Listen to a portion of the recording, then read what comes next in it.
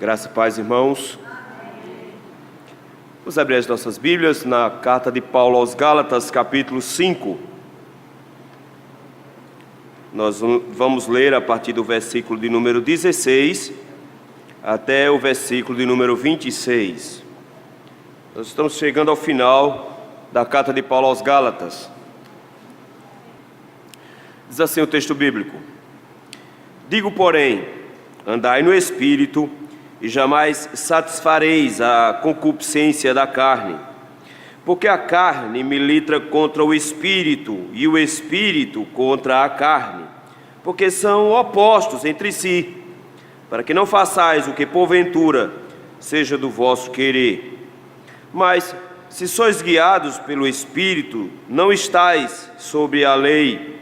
Ora, as obras da carne são conhecidas, e são prostituição, impureza, lascívia, idolatria, feitiçarias, inimizades, porfias, ciúmes, iras, discórdias, dissensões, facções, invejas, bebedices, glutonarias e coisas semelhantes a estas, a respeito das quais eu vos declaro, como já outrora vos preveni, que não herdarão o reino de Deus os que tais coisas praticam. Mas o fruto do Espírito é amor, alegria, paz, longanimidade, benignidade, bondade, fidelidade, mansidão, domínio próprio. Contra essas coisas não há lei.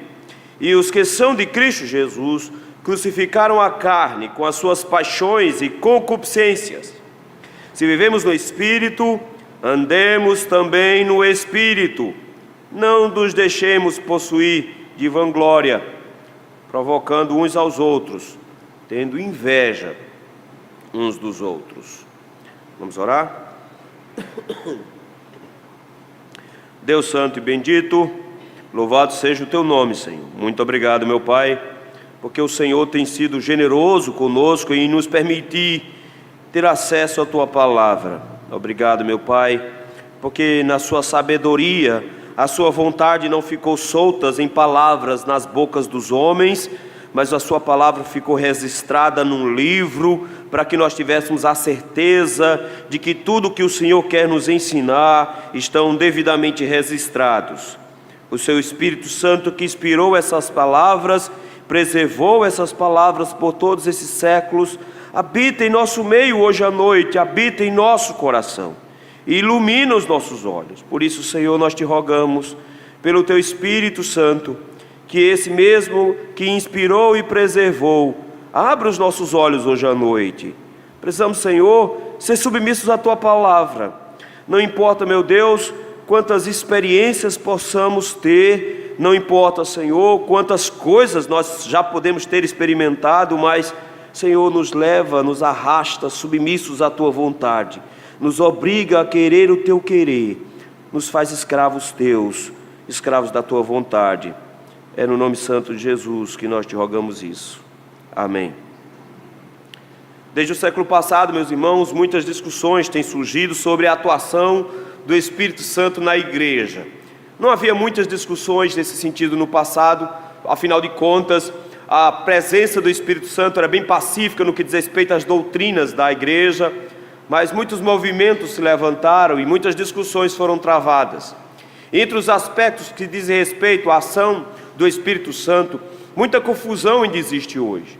Por exemplo, uma das grandes confusões que existem com relação à ação do Espírito Santo é uma confusão que há das pessoas pensarem que quando elas estão cheias do Espírito Santo, elas perdem a consciência.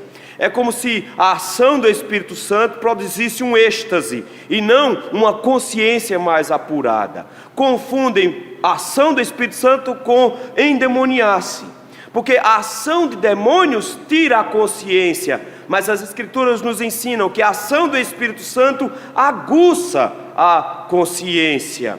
Ela, na verdade, meus irmãos, nos ensina de que quanto mais cheios do Espírito Santo estamos, mais próximos da sua palavra e de Deus nós estamos, de forma que não é estar descontrolado, que nos faz estar cheio do Espírito Santo ou endemoniado. Para os irmãos se lembrarem, quando Satanás entrou em Judas para que ele traísse a Cristo, ele não saiu esperneando, dizendo que estava cheio de pombagíria ou de Zé Pilintra ou coisa do tipo. Ele não saiu procurando a Igreja Universal onde falar no microfone, mas na verdade ele foi diretamente para os inimigos do Senhor e vendeu a Cristo. Vender a Cristo era um ato demoníaco de um endemoniado. Mas quando, meus irmãos, a Bíblia nos fala que nós estamos cheios, plenos do Espírito Santo, a nossa boca se enche das Escrituras Sagradas, o nosso coração transborda de Bíblia Sagrada, e nós, consequentemente, pela nossa própria consciência,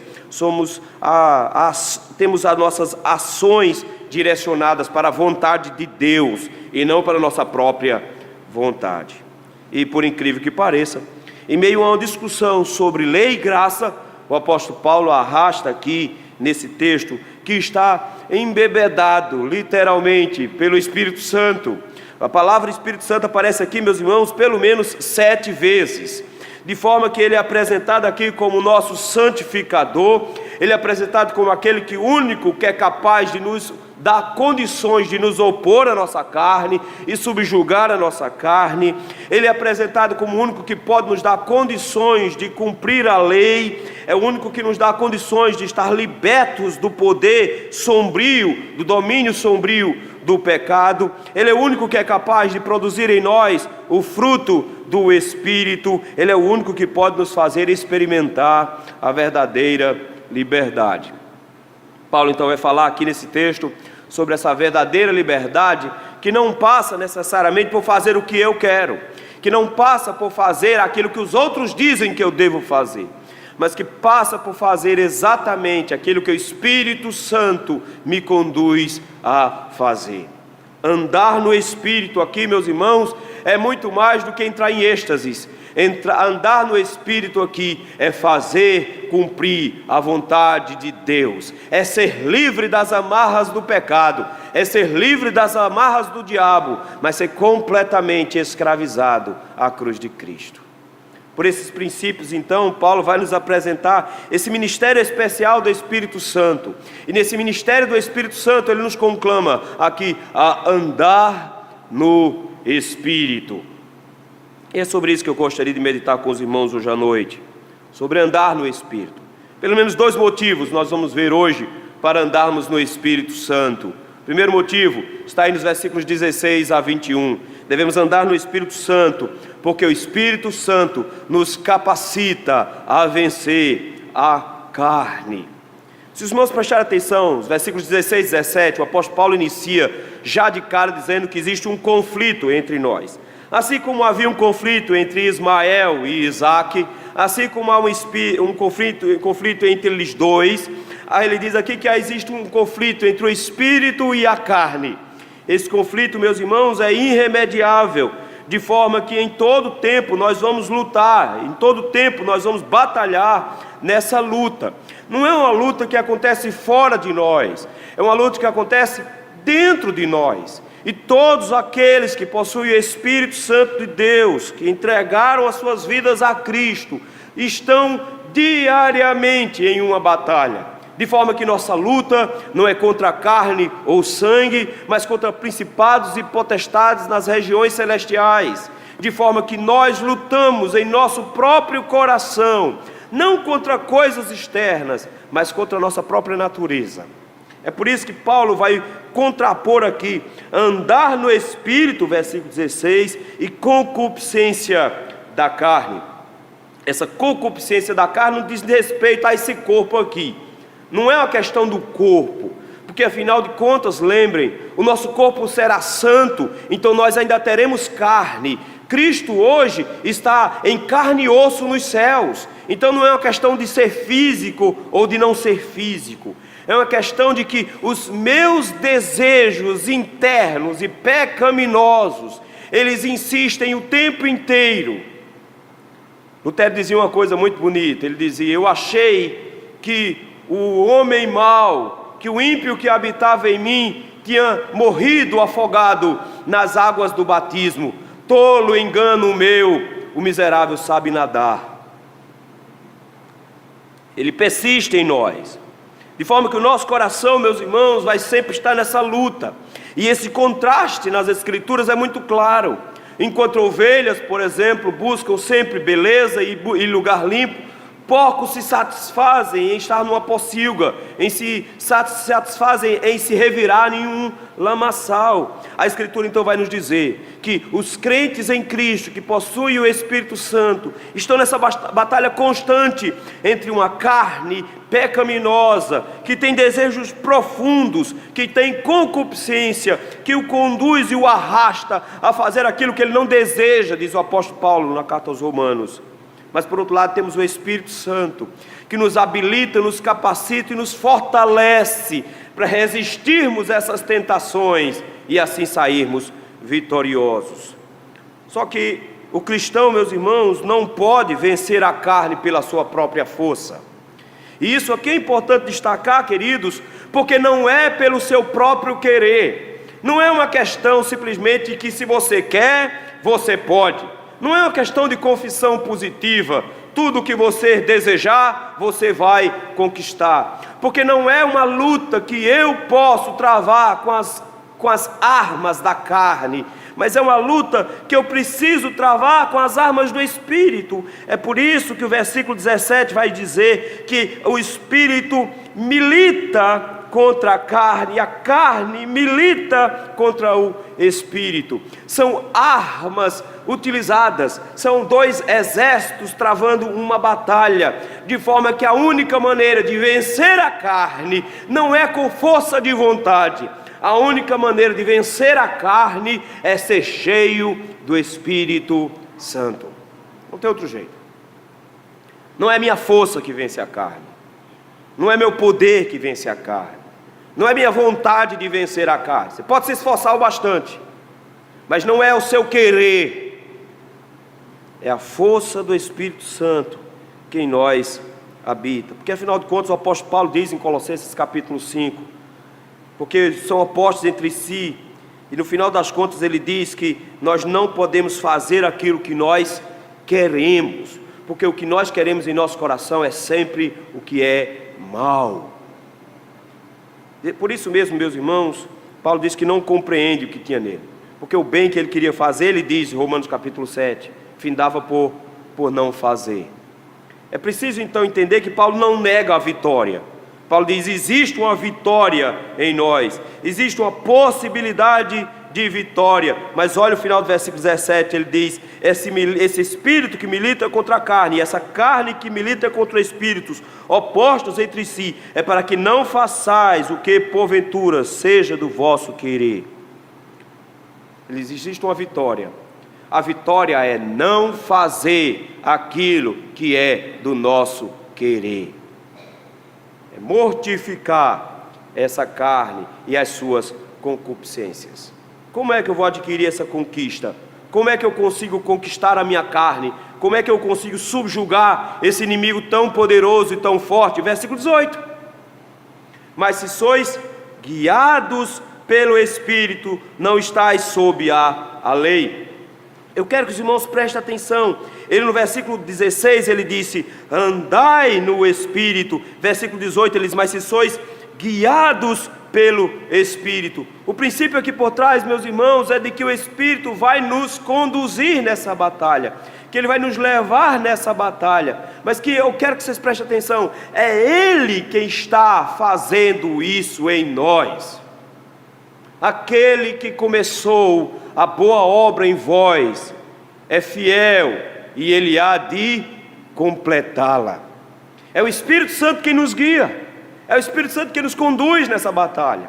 É Ele que está à frente de nós, meus irmãos, é Ele que vai à frente. Note, queridos, que nesse sentido de sermos voluntariamente conduzidos pelo Espírito Santo, é o Espírito Santo que vai escrever em nossos corações a sua lei, de forma que eu vou me agradar de fazer a vontade do Senhor. Agrada-me fazer a tua vontade, ó Deus meu, dentro do meu coração está a tua lei. Salmo de número 40, versículo 8. É o Espírito Santo que nos guiando, nos faz andar nos caminhos dele e vencer a concupiscência da carne. Mas Paulo chega agora e diz: vocês precisam entender então que por esse princípio, eu preciso reconhecer quais são as obras da carne. Versículo de número 19 em diante. Que ele vai mostrar, queridos, de que isso aqui que ele está descrevendo, versículo 19, são obras. E a palavra aqui para obras é trabalho. O que é que a carne quer produzir? O que é que o seu coração quer produzir? O que é que o seu coração deseja fazer o tempo inteiro? Qual é a obra, o trabalho que ele faz? E lembre que o pecado não é uma coisa que nos é simplesmente imposta. O pecado é um trabalho que nós executamos diariamente. E como todo trabalho tem um salário. O salário do pecado é a morte. De forma que todo trabalhador é digno do seu salário. E que se a alma que pecar, então essa morrerá, porque ela está recebendo exatamente aquilo que ela merece. O que é que ela faz? O apóstolo Paulo então nos traz uma lista. Mesmo que alguns desses pecados sejam secretos e invisíveis, vez ou outra eles aparecem e se manifestam de forma pública. Então o que ele está dizendo é, ok, a carne fica escondidinha lá dentro, mas ela vai soltar as suas garras por meio dos pecados. E ele nos separa o texto pelo menos em 4 seções de pecados. Primeira seção de pecado, aí no versículo 19 ainda, são pecados de cunho sexual. Veja, o versículo 19 ele diz, ora, as obras da carne são conhecidas, ou seja, não estão ocultas, elas podem ser manifestadas, de forma que eu posso ver nos outros, mas mais importante que qualquer outra coisa, eu posso ver em mim. Então eu posso avaliar isso em mim, mais do que nos outros. Eu posso conhecer as obras da carne. Quais são as obras, os trabalhos que a carne produz? Em primeiro lugar ele diz prostituição. Você pode dizer, beleza, nunca fui para Boa Viagem para fazer ponto. Então eu estou tranquilo nessa parada aí, porque eu nunca cobrei para fazer sexo. Então se eu não sou prostituta, se eu não sou um garoto de programa, pelo menos essa obra da carne aí eu estou tranquilo. Na verdade a palavra que ele usa aqui para prostituição ou adultério é na verdade todo tipo de prática sexual ilícita. Todo tipo de prática sexual que é feito fora dos laços sagrados do matrimônio. Qualquer coisa que seja produzido fora disso, qualquer ato que seja libidinoso fora disso, ele diz, isso é quebra disso aqui. Então tudo que a nossa carne deseja é um comportamento sexual ilegal. E isso inclui fornicação, isso inclui olhar lascivo, isso inclui adultério, isso inclui prostituição, todo tipo de ação sexual ilegal. Paulo diz, tudo isso é prostituição. Você pode dizer, não, mas pastor, mas graças a Deus eu sou virgem ainda, eu não casei, eu estou tranquilo nesse sentido. Aí vem a próxima, impureza. Impureza não diz respeito a algo que você faz pelo lado de fora. Impureza é algo que você faz por dentro. Então impureza é a prostituição incutida, é a prostituição dentro do coração, é o desejo, a lascívia que existe dentro de nós. É um coração que tem um desejo sincero por um comportamento anormal, diz John Stott. É uma imundícia da mente, é uma mente podre, é uma mente que tem malícia, é uma mente que vê pecado em tudo, é uma mente que deseja os outros sexualmente, mesmo que não tenha fisicamente. Então dá para fazer isso vendo TV, dá para fazer isso no computador. Prostituição é mais difícil, é o envolvimento. Impureza é o que está dentro do meu coração. Mas ele vai piorando a situação, porque ele traz o princípio da lascívia. Enquanto a prostituição é um pecado físico, a impureza é um pecado interno do meu coração, está dentro de mim, nesse ato sexual. A lascívia é aquele camarada que é completamente depravado. Ele não tem nenhum tipo de vergonha, ele é completamente desenvergonhado. Ele tem completo desprezo pelo decoro, ele está imerso em devassidão, em indecência, ele tem apetite libertino, ele está completamente solto na bandalheira, a sua boca fala de imoralidade, o seu coração deseja a imoralidade, a sua mente trabalha o tempo todo em cima da imoralidade, ele deseja e gosta de parecer ser um imoral. Note, queridos, que ele chega agora e abarca todas as áreas do nosso coração. não só a prática, mas o que está dentro do meu coração, até o maior extremo da imoralidade, que é a lascívia. Ele diz, todas essas áreas são obras da carne. Mas não só isso, meus irmãos. Os pecados podem ser públicos, podem ser particulares, normais, anormais, pode ser para casado e para solteiro, mas tem esses pecados também atrelados à religião. Se você chegar no versículo número 20, ele vai começar com idolatria. Então, ótimo, pastor, também não tem nenhum santo lá em casa, não tem nenhuma estátua de ninguém, não tem um Exu, nem tem ninguém lá em casa desse tipo, então eu estou tranquilo também. Só que idolatria, meu irmão, não é uma estátua que você traz para dentro de casa. Idolatria pode ser o seu carro, em que você coloca tanto amor, tanto carinho, que acorda de manhã só para olhar para ele. Pode ser alguma coisa em que você confie e ame demais. Pode ser o seu salário no final do mês, em que você confia que não vai passar fome por causa do seu contra-cheque e não por causa do Senhor. Pode ser alguém da sua família, seu pai, sua mãe, seu marido, sua esposa, seus filhos, que você ama tanto que se Deus te tirar essas pessoas, você vai blasfemar contra Deus. Pode ser simplesmente uma coisa boba, mas que você colocou tanta afeição, tanto desejo nisso que você não consegue abrir mão. Pode ser inclusive saúde, de forma que se Deus te tirar, você blasfema. Tudo aquilo que nós colocamos confiança e segurança para a nossa vida, que não seja o Senhor, isso é idolatria.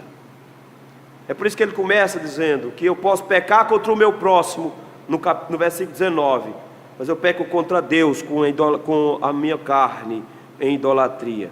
O segundo pecado é feitiçaria. A palavra para feitiçaria é um pouco mais complicado. É a palavra fármacon. Na verdade, era a palavra para farmácia, para misturar substâncias químicas.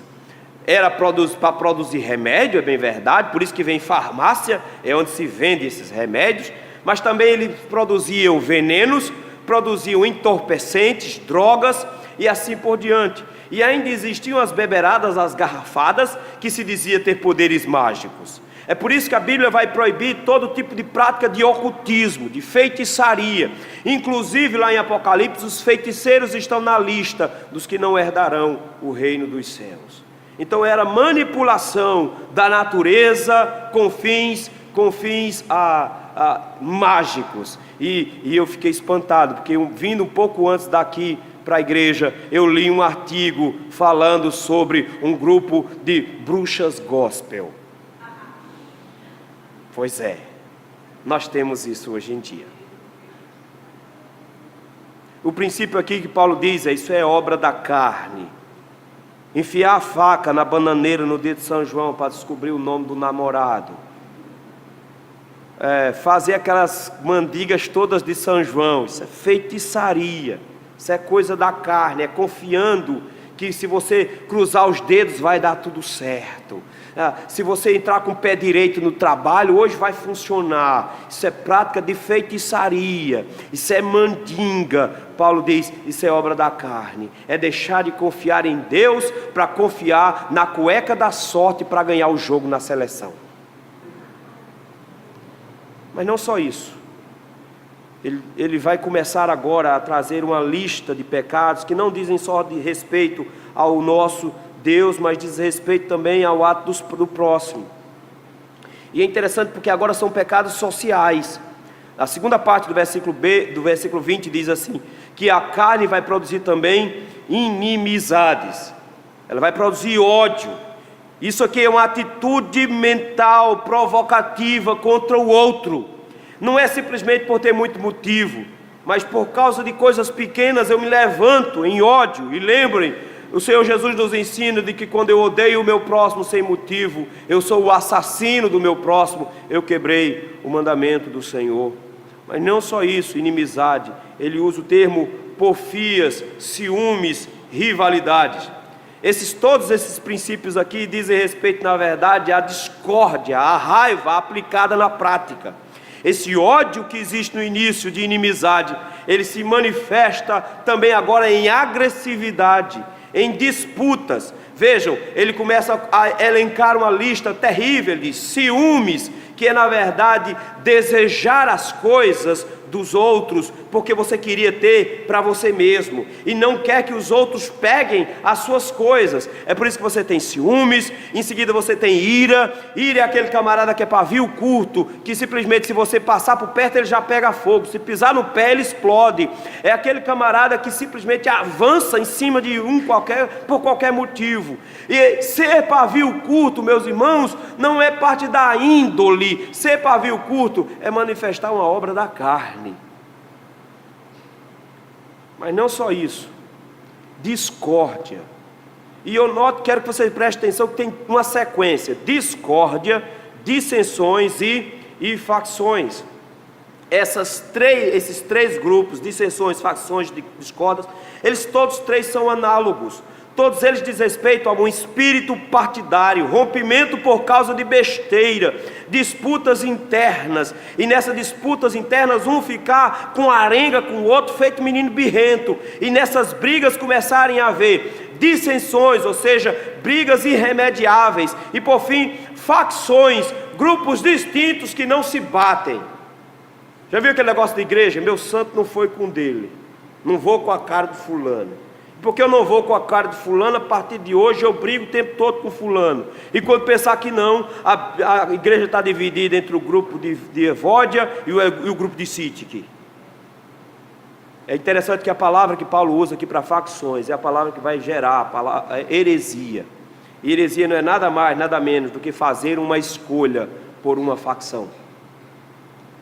Paulo diz, é isso que se produz no final das contas, é isso que a carne produz: briga, intriga, arenga, e nessa arenga muita divisão, e no final dois grupos bem separados. Aí você entende porque o apóstolo Paulo bate tanto na igreja de Corinto, com tanta divisão. Ele diz, isso é obra da carne, isso não é obra do Espírito Santo. Mas não só isso, ele ainda coloca uma últimazinha lá: inveja. É o desejo pelo que não lhe pertence. Isso é o sentimento do esquerdista, sentimento marxista, querer o que não é dele, e como ele não pode ter, ele se apropria. Não é porque o outro tem um tênis caro que você precisa desejar um tênis caro. A Bíblia nos ensina contentamento. Inveja, desejo pelo que é dos outros, não faz parte do coração cristão. Faz parte de um coração que é comandado, dominado pela carne. E aí vem os descontroles alimentares também. Você achou que tinha escapado, né? Você estava fazendo a lista, dizendo, não entrei em nenhum ainda, graças a Deus. Aí vem bebedice e glutonaria. Eu sei que bebedice e glutonaria não precisa explicar muito, mas crente gosta de uma explicação. Então eu preciso te dizer que as duas são a mesma coisa, que ele não está falando em coisas muito diferentes, ele está falando em ambos em descontrole para com prazeres. E bebedice aqui não é só meter e encher a cara de cachaça não, pode ser de Coca-Cola também. O princípio aqui é você ingerir uma bebida em quantidade exacerbada, a ponto de entrar em doença. Mas não só isso, todo mundo que vai para um evento já sabe, crente não bebe, mas crente come. Então receba, glutonaria também é um pecado, glutonaria também é um pecado da carne, também é um descontrole, também é. Então tão sério quanto ficar na sarjeta bêbado é ficar passando mal tomando sorrisal porque comeu demais. Todas são obras da carne. Ah, pastor, cai numa, cai noutra, mas não tem nada não, né? A gente é assim mesmo. Não, meu filho, a gente não é assim mesmo. Eu quero que vocês acompanhem, porque o problema é sério. Paulo diz, bebediços, glutonarias, coisas desse tipo, ou seja, esses descontroles com relação aos prazeres, comer doce demais, bebedice demais, todo tipo de comida, de hábito alimentar que me dá prazer e que eu findo exagerando por conta disso, comer pizza demais, comer lasanha demais, comer hambúrguer demais, batata frita demais, tudo isso é descontrole emocional, é descontrole da carne. É por isso que o jejum é muito recomendado.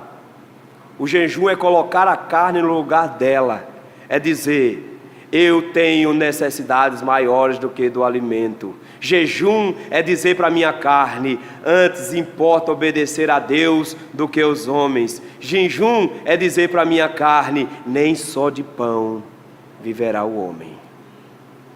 É por isso mesmo que ele diz: cuidado, meu filho, porque a respeito dessas coisas, Paulo diz: eu vos declaro como já outrora vos preveni. Paulo diz: eu vou dizer uma coisa que você já sabe porque eu já disse, mas eu quero que você preste atenção. Ele usa a expressão eu vos declaro. Isso é uma afirmação direta e contundente. Ele não está fazendo uma sugestão. Ele diz: essas obras que eu acabei de elencar, esses atos que eu acabei de elencar, fazem parte de um grupo muito específico. Aqueles que são comandados pela carne, aqueles que são comandados pela natureza, pelos desejos, pela concupiscência da carne. E todos esses que estão atrelados, amarrados aos desejos da carne, eu declaro agora o que antes eu já preveni, ou seja, eu já alertei vocês quanto a isso. Então Paulo está duas vezes fazendo isso, alertando, prevenindo, e ele está declarando para eles. O que é que está declarando? Essas pessoas não herdarão o reino de Deus. Os que tais coisas praticam. Ah, crente não bebe, mas come, beleza, é engraçado. Não herdam o reino de Deus. E o motivo disso é muito simples. Eles estão na carne. E se eles estão na carne, eles não estão em Cristo. Se eles não estão em Cristo, eles não são filhos de Abraão. Se eles não são filhos de Abraão, eles não são herdeiros da promessa. É isso que Paulo está argumentando. Ele falou o tempo todo sobre isso. Vocês são herdeiros da promessa se estão em Cristo. Se vocês estão em Jesus, que é a promessa, vocês são herdeiros da promessa de Abraão. Vocês vão para o céu porque o Senhor prometeu isso para Abraão. Ele diz: mas se vocês vivem assim, se assim é o seu coração, se o seu coração está entregue a desejos, se você não tem freio nenhum, se você não tem nenhum tipo de cabresto, se você faz tudo que lhe dá na telha, se o seu coração é assim, eu advirto você e declaro oficialmente: você não é herdeiro coisíssima nenhuma. Não é herdeiro. Não é herdeiro. E para você não achar que só é Paulo que está sendo radical, na lista dos que vão contemplar o inferno, lá no final de Apocalipse, repete praticamente essa mesma lista aqui. São esse grupo que vai para o inferno. Todos os que se enquadram nesse grupo, é o grupo que está para ser condenado. É preciso andar no Espírito, meus irmãos, é preciso estar cheio no Espírito, porque é a única maneira de combater isso que está dentro do nosso coração. O nosso coração tem todas essas potencialidades. O nosso coração passa a fazer isso num piscar de olhos, no estalar de dedos. O nosso coração está o dia inteiro, 24 horas por dia, lutando por isso aqui. Ele quer, ele deseja isso aqui, mas a única maneira que nós temos para nos livrar disso aqui e sermos vitoriosos é sermos guiados pelo Espírito Santo, andarmos no Espírito Santo, sermos cheios do Espírito Santo. Sem o Espírito Santo, você será para sempre um carnal. Mas tem uma advertência terrível aqui por trás. É que quem não tem o Espírito Santo não está nem aí. Quem não tem o Espírito Santo não tem luta interna. Ele já faz isso naturalmente. Ele acha que isso aqui é normal, que é assim mesmo a vida, que todo mundo é assim e não custa nada, não tem problema nenhum dar uma escorregadinha aqui e outra acolá. Isso é moralismo de crente. Isso é coisa antiquada. Isso é um moralismo judaico-cristão que a gente precisa extinguir da nossa sociedade. Para aqueles que têm o Espírito Santo, isso aqui deve ser combatido todos os dias. Andar no Espírito, meus irmãos, o segundo motivo, está aí no versículos de número 23 em diante, 22 em diante, porque o Espírito nos capacita a produzir fruto. Crentes não são reconhecidos como aqueles que não fazem, porque você pode não produzir nenhum desses frutos pela força da carne. Pela força da carne você pode produzir nenhuma dessas obras. Você pode ser forte o suficiente para se manter casto. Você pode ser forte o suficiente para não se infiltrar em pecados desse tipo aqui, como feitiçaria e idolatria. Você pode ser forte o suficiente para não se infiltrar nessas querelas e disputas internas. Você pode fazer muitas dessas coisas pela obra da carne. Eu estou dizendo isso porque é possível fingir ser crente. E a melhor maneira e o caminho mais fácil de se fingir ser crente é não fazer os pecados que são vistos, não cometer os pecados que estão na cara. É pegar essa lista e dizer: se eu não fizer nenhuma coisa dessa, ou se pelo menos eu não aparentar fazer nenhuma dessas coisas, eu serei tido como crente. E a pessoa pode mentir até para si mesmo, e pela própria obra da sua carne, fingir ser crente e negar em seu coração que faz isso aqui. Mas crentes não são reconhecidos pelo que eles não fazem, porque enquanto as obras da carne são um trabalho, o Espírito Santo produz um fruto, que é algo que aparece. Enquanto as obras da carne são frutos de um empenho diário, numa produção diária, o fruto é algo que o Espírito Santo faz surgir em nossos corações, de forma que quem tem o Espírito Santo, meus irmãos, vai necessariamente manifestar o que está aqui a partir do versículo número 22. Note que Paulo começa o 22 com um mais bem grande aí. É o oposto. Ele está falando do contraste. Carne militando contra o Espírito, versículo 17. A carne milita produzindo as suas obras. O Espírito milita me fazendo aparecer frutos. Mas em específico, se você prestar atenção, o texto fala em o fruto do Espírito. Existem várias expressões na Bíblia para frutos. A Bíblia tem várias maneiras de apresentar fruto. A Bíblia fala, por exemplo, de frutos dignos de arrependimento. A Bíblia fala em frutos como boas obras. A Bíblia fala em frutos como os dons do Espírito Santo. A Bíblia fala em frutos como os louvores que devem ser apresentados ao Senhor. A Bíblia fala em frutos como pessoas sendo salvas. A Bíblia fala em frutos como crianças vindo ao mundo. Existem várias coisas que a Bíblia chama de frutos. Mas de repente Paulo chega e diz: mas existe um fruto que diz respeito, que está relacionado ao caráter do crente. E todos que têm o Espírito Santo em seus corações deverão manifestar em seu caráter, na sua pessoa, esse fruto. E esse fruto precisa se expressar de forma muito contundente. Notem, uma pessoa cheia do Espírito Santo não é uma pessoa que manifesta muitos dons, porque ela pode manifestar dons e ter obras da carne. Mas uma pessoa cheia do Espírito Santo é uma pessoa cujo caráter foi moldado ao caráter de Cristo. Uma pessoa cuja personalidade é a personalidade de Cristo e que manifesta as qualidades de Cristo como fruto do seu Espírito. Que frutos são esses? Logo de cara, Paulo traz um bem bonito. Logo de cara, Paulo diz: mas o fruto do Espírito é amor. Olha que coisa linda. Agora a gente fica com esse. Esse é bom. E aí tá, com certeza ninguém iria achar que era ruim, porque aí, no final de contas, todo mundo precisa se amar, não é? Todo mundo precisa amar uns aos outros. Na verdade, meus irmãos, quando ele usa a ideia de amor aqui, essas características desse amor estão descritas lá em 1 Coríntios capítulo 13. Esse amor não arde em ciúme, não se ufana, não se soberbece, tudo suporta, tudo crê, tudo espera. Esse amor, na verdade, ele não busca o bem de si mesmo, mas ele busca sempre o bem do seu próximo.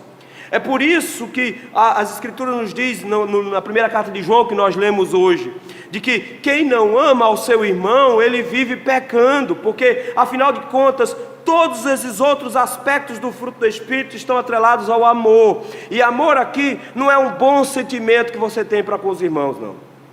Porque quem ama, quem lhe ama, não ama coisíssima nenhuma. Foi isso que Jesus disse. Se você ama quem te ama, o que é que você faz demais? Afinal de contas, todo mundo gosta de quem gosta da gente. Todo mundo gosta. Mas não, amar é uma decisão por fazer o bem a qualquer pessoa que necessitar, mesmo que essa pessoa seja o nosso inimigo. Por isso que quando ele diz ame os seus inimigos, Ele não está dizendo goste dele. Não, você não precisa gostar dele, você precisa ajudá-lo quando ele precisar. Você precisa ampará-lo quando ele necessitar. Você precisa cuidar dele quando ele precisar. Você precisa orar por ele quando ele precisar. Ele diz, a primeira manifestação é o amor, e isso contamina todo o restante. Isso é que dá para usar a palavra contaminar. Ele diz, esse amor é o primeiro da lista. Mas logo em seguida vem um esquisito, a alegria. Sabe, como é que pode alegria? E se eu estiver triste? Mas essa alegria, meus irmãos, ela está atrelada à próxima também. Então tem um conjunto de 3 aqui: amor, alegria e paz. É o amor de Deus que está em nós e que nos leva a amar o nosso próximo. É a alegria que vem do Senhor. É por isso que ela é uma ordenança para nós e não uma coisa que se desperta em nós. Paulo chega ao cúmulo de dar uma ordem: alegrai-vos sempre no Senhor. Digo de novo, alegrai-vos. É uma ordem. Paulo está dizendo, é uma ordem pelo simples fato de que a alegria do Senhor é que é a nossa força. É por estar cheio do Espírito Santo que nós somos felizes. A igreja do Senhor não é feliz por causa das circunstâncias. A igreja do Senhor não é feliz pelo que tem ou pelo que deixa de ter. A igreja do Senhor é feliz porque o Senhor a ama. Porque o Senhor está com ela, e essa alegria se torna a presença clara do Espírito Santo dentro do coração do crente.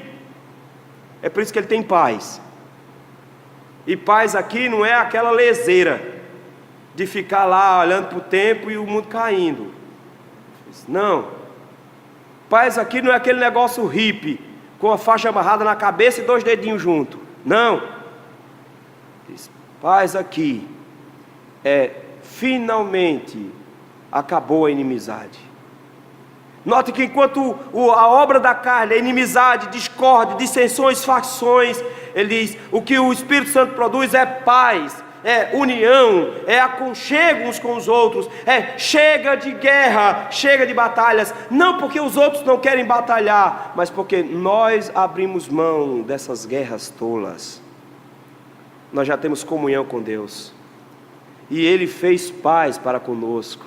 Justificados, pois, mediante a fé, temos paz com Deus. É por isso que quando Cristo chega e saúda os seus discípulos com paz seja convosco, Ele está dizendo, eu estou entre vocês, porque eu sou o príncipe da paz, aquele que veio ao mundo fazer a paz, trazer reconciliação. A presença do Espírito Santo me concede isso. Mas não só isso, esses aspectos que dizem respeito, que dizem referência a Deus, mas também existem os aspectos que dizem referência ao meu próximo. Acompanhe comigo aí. Amor, alegria, paz, tudo que diz respeito a Deus. O amor de Deus em mim para manifestar o meu próximo. A alegria de Deus em mim que eu manifesto no meu dia a dia. A paz de Deus em mim que me faz não querer guerras. Mas no final de contas ele diz, eu me torno longânimo. Enquanto a obra da carne é alguém que é cheio de ira, enquanto a obra da carne é alguém que é cheio de porfia, alguém cujo pavio é curto, ele diz que aquele que tem o Espírito Santo, o pavio dele é longo. É por isso que o nome é longânimo. Eu gosto da palavra em latim, que é a nossa em português. Longo ânimo de alma. É aquele camarada que tem uma alma comprida. É aquele camarada que demora para esquentar a cabeça. Meu pai ficava brincando comigo o tempo todo. Tu tem a cabeça fria demais. E eu geralmente brincava com ele dizendo, meu pai, quem esquenta a cabeça é palito de fósforo. Eu não preciso disso não. Paulo diz, temos que aprender a ser longânimos. Se alguém nos insulta batendo no rosto, o que é que a gente faz? Outra face. Vale a pena determinadas brigas. Xingaram você lá no Facebook, o que é que você faz? Ignora. Não tem uma cláusula lá que você assinou lá dizendo é obrigatório responder insultos. Não tem. Ignora. Mas alguém está falando mal de mim. Ok, beleza. Se for difamação, processa. Se não foi, ignora esse besta. Deixa para lá. Seja longânimo. Eles vão te xingar, eles vão maltratar você. Seja longânimo. Cristo foi até a cruz e como ovelha muda perante os seus tosqueadores, Ele não abriu a sua boca. Seja longânimo para com seu próximo. Mas não só longânimo, ele seja benigno, brandura, e está intimamente ligado ao próximo, bondade. Benigno diz respeito ao meu ato de ser bom, bondade diz respeito ao meu ato de fazer o que é bom.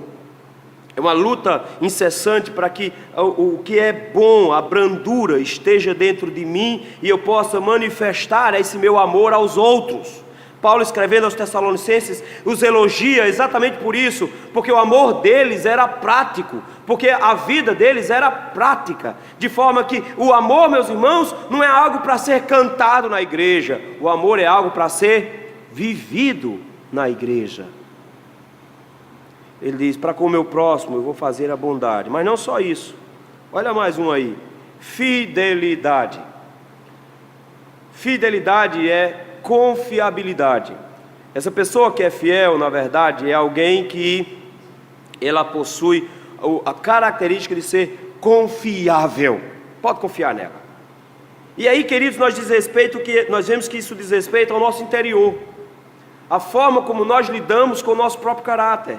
De maneira que a mansidão vem logo em seguida, nos mostrando de que eu sou uma pessoa tão confiável, tão estável, a ponto de que eu vou manifestar com o meu próximo sempre a capacidade, dentro da autoridade que me foi manifesta.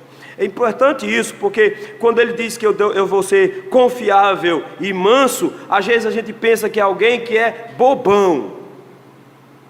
Nós confundimos mansidão com uma coisa meio de Gandhi, negócio meio pacifista, de ficar sentado, feito um bobão, sem fazer nada, porque uma pessoa mansa é uma pessoa meio lerda. E aí nós confundimos mansidão com fraqueza. E Jesus disse, vinde a mim, todos vós que estáis cansados e sobrecarregados, e eu vos aliviarei, tomai sobre vós meus jugos e aprendei de mim, porque sou manso. Jesus diz, eu sou manso. A Bíblia nos diz, meus irmãos, em Número capítulo 12, versículo 3, que Moisés era o homem mais manso da face da terra. Isso não impediu dele matar um cabra não, mas ele era manso. Mansidão, então, diz respeito a não usar o poder que você tem de forma inapropriada. É não dar carteirada, porque dizem por aí que se você quiser ver o caráter de um homem, dele poder. Mas os crentes em Cristo utilizam essa oportunidade para usar a sua autoridade com tranquilidade, no momento adequado, sempre. Eles se controlam. É por isso mesmo que o texto diz que eles, além de mansidão, eles têm domínio próprio. Eles se dominam.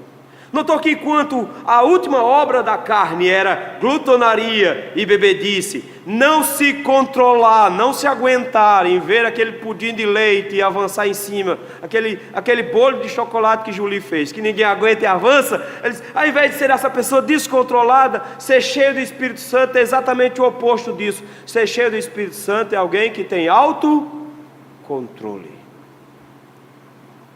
Ele não é descontrolado. Pelo contrário, ele não perde o controle. Então notou que ao invés de ser alguém espalhafatoso que diz, mas eu não me controlo porque eu estou cheio do Espírito Santo, eu tenho que rodar, roda menino. Não, eles, não, é o contrário, meu filho. Quem está cheio do Espírito Santo se controla, tem domínio próprio. Quem está cheio do Espírito Santo segura a boca, controla a língua. É assim quem está cheio do Espírito Santo. Tem domínio próprio. Paulo diz, contra estas coisas, adivinha? Tem lei não. Sabe por que não tem lei?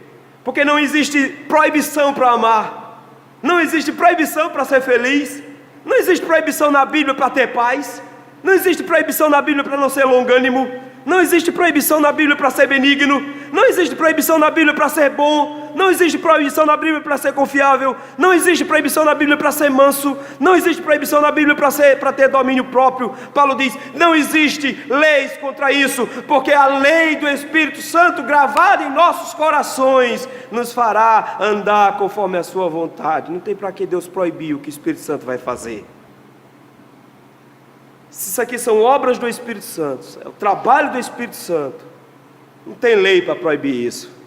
Fica à vontade.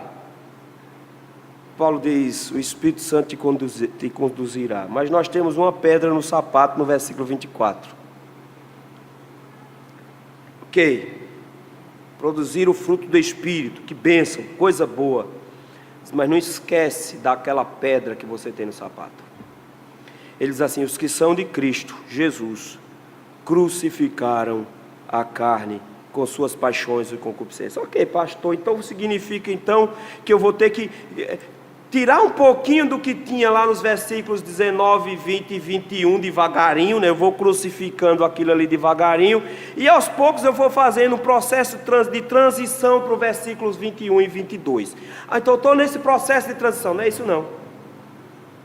Porque a palavra que Paulo usa aqui para crucificaram, em primeiro lugar, não é você que faz isso.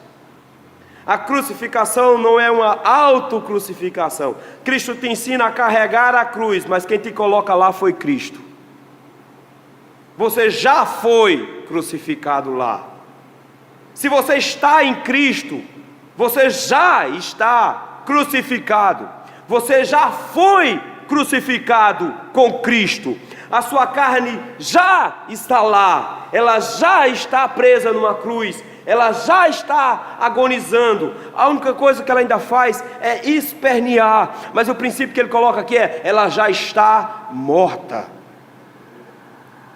Paulo nos diz em Romanos capítulo 5, porque o pecado não terá domínio sobre vós.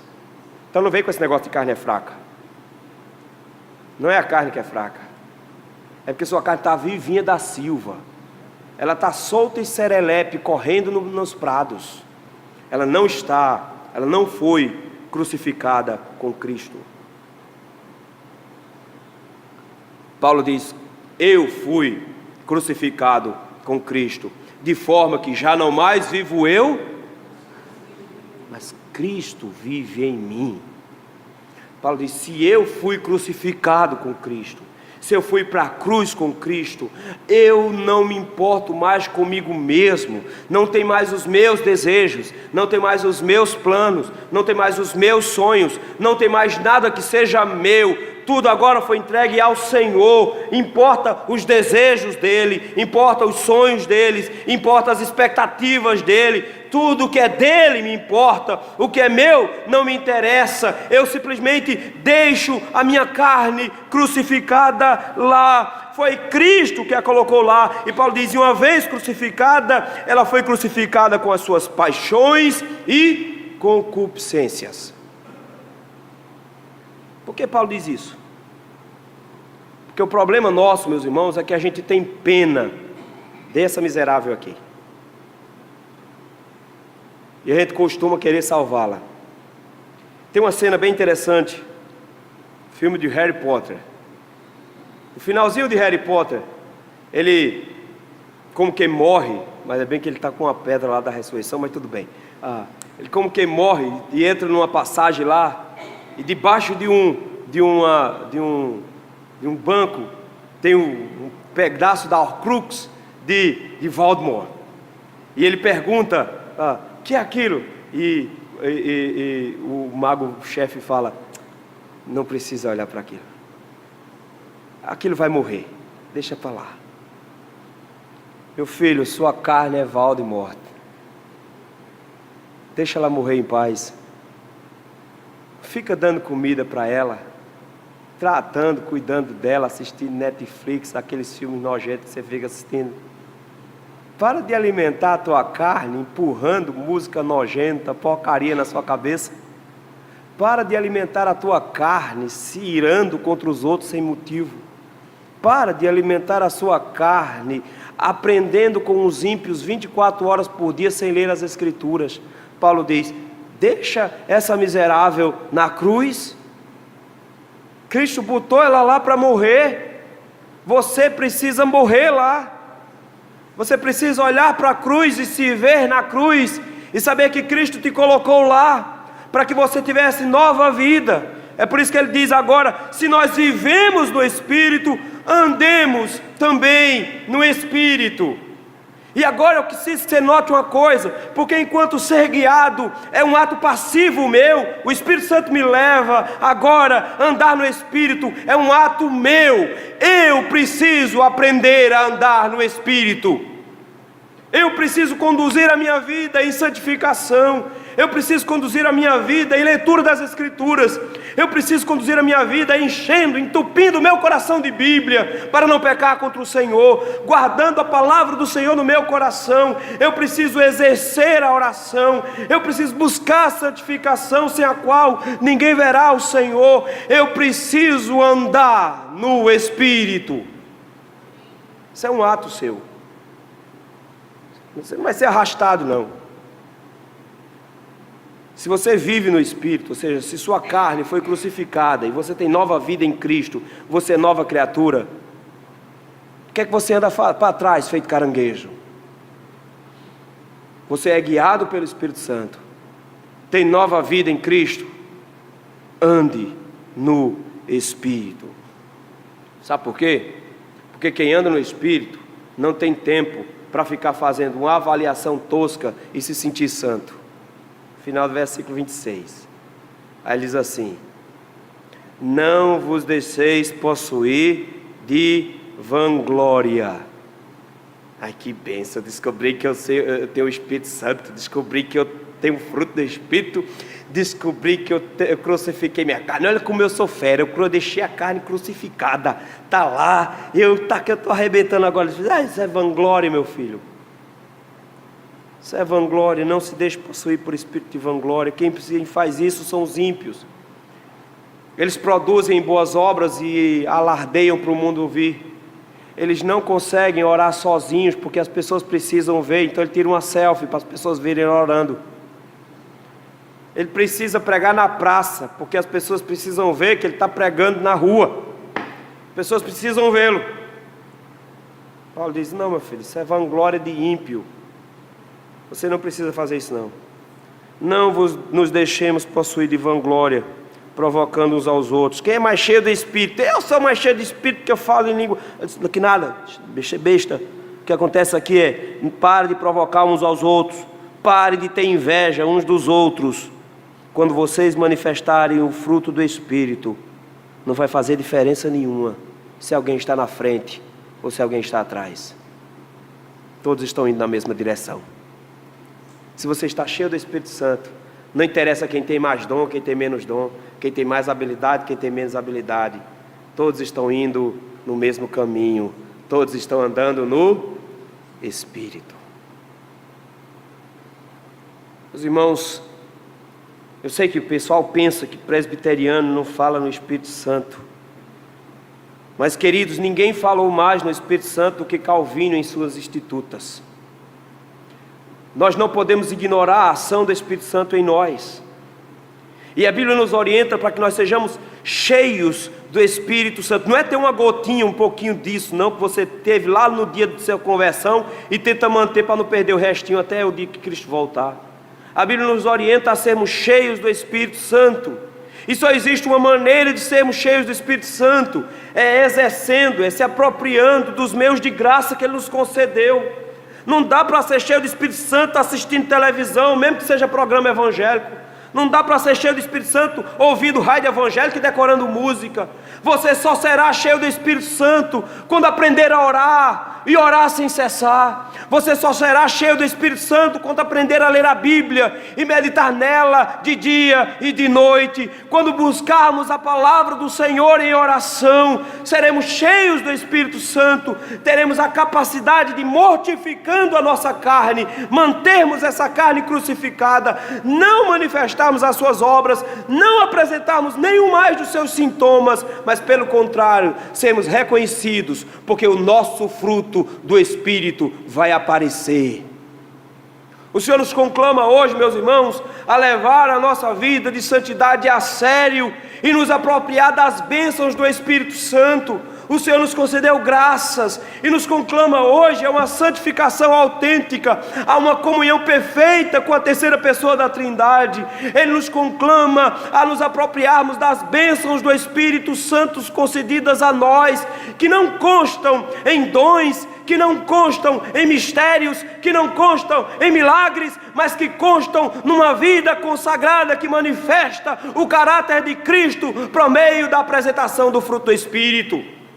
Não adianta você pregar, não adianta você manifestar dons, não adianta você curar, porque no último dia você vai chegar diante do Senhor, trazendo toda essa lista de atividades, e ouvirá do Senhor: apartai-vos de mim, eu não vos conheço, porque somente aqueles que têm o Espírito Santo são por Deus conhecidos.